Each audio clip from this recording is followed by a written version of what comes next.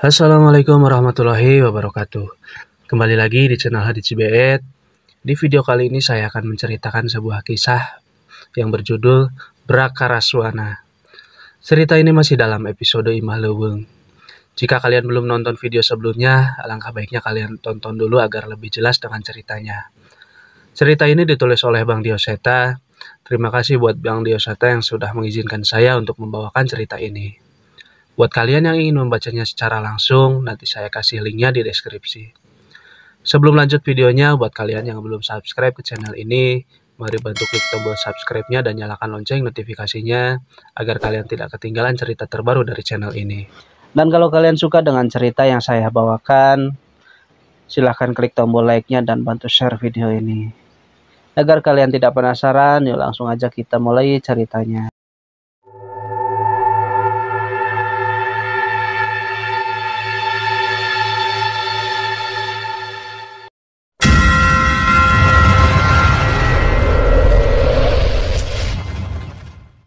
Cerita ini mengenai Mbah Wira sangat sulit kami percaya.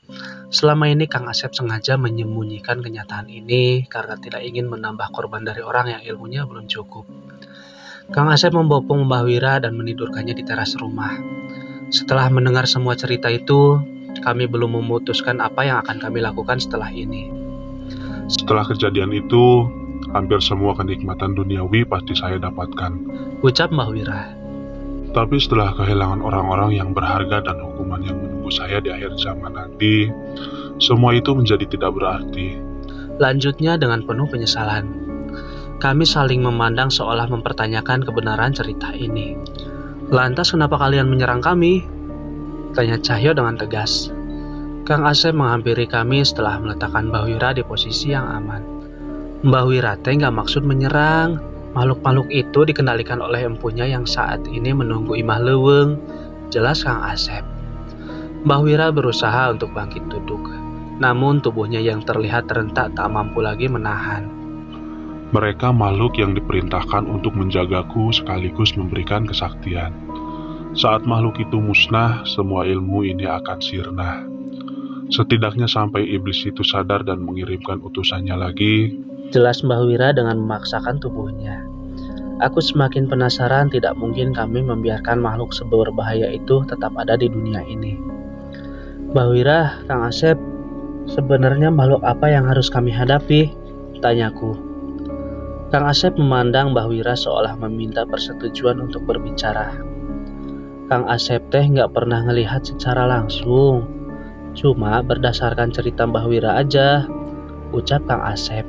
Kami memperhatikan Kang Asep berharap mendapatkan petunjuk mengenai musuh yang akan kami hadapi. Iblis ini telah lahir di sebuah kerajaan jauh sebelum masa penjajahan.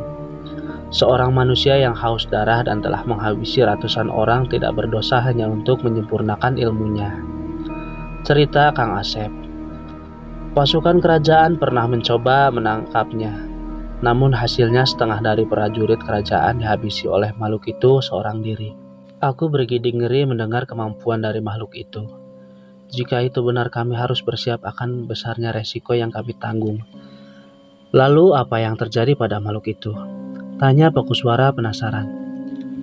3 tahun setelah makhluk itu mendapatkan kesaktian, muncul orang sakti bernama Chandra Mukti yang mencoba menghentikan kekerjaman makhluk itu.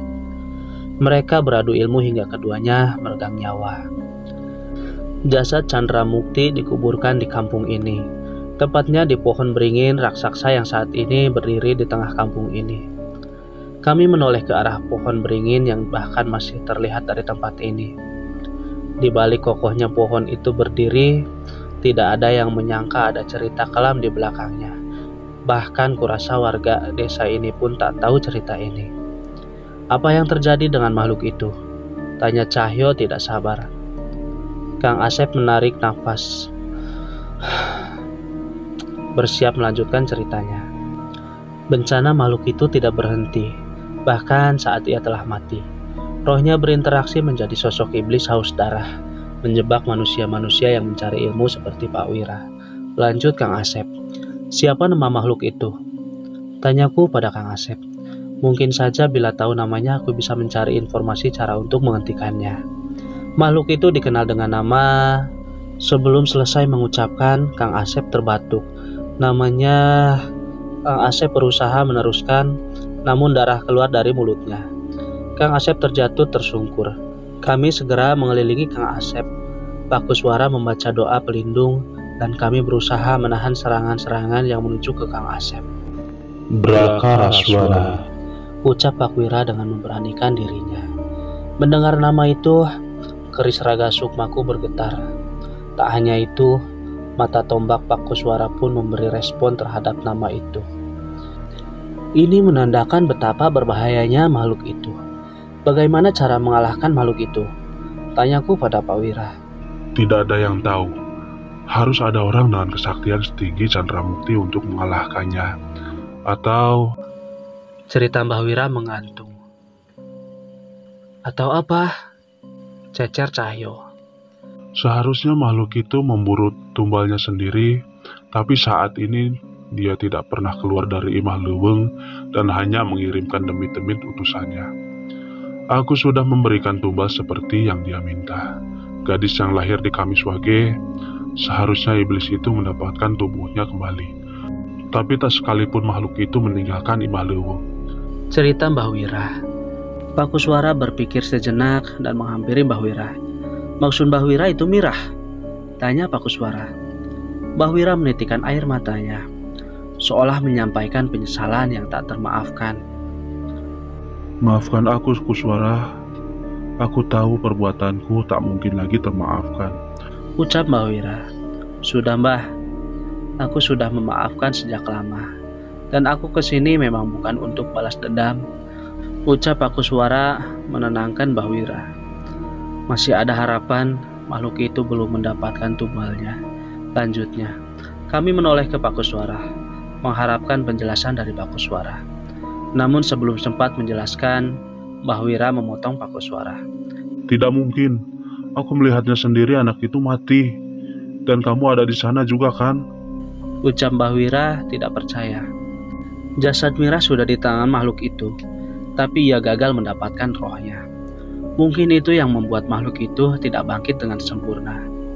Jelas Pak Kuswara kalau itu benar.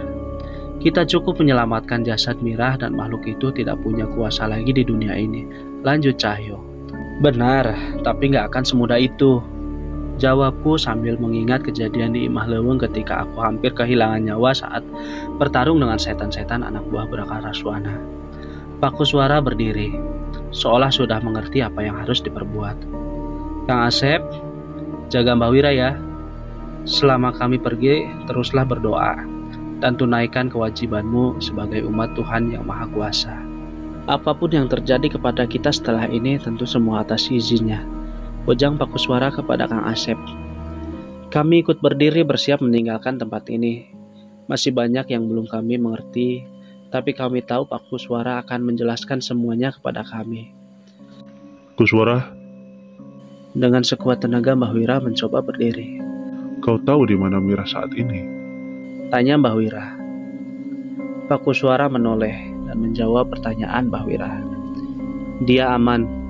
Chandramukti yang menjaganya. Bersambung. Terima kasih yang sudah menonton video ini. Terima kasih juga buat Bang Dioseta yang sudah mengizinkan saya untuk membawakan cerita ini. Sebelum kalian pindah ke video lain, jangan lupa klik tombol like-nya dan share video ini sebanyak-banyaknya. Mohon maaf bila ada salah-salah kata. Saya pamit undur diri. Wassalamualaikum warahmatullahi wabarakatuh.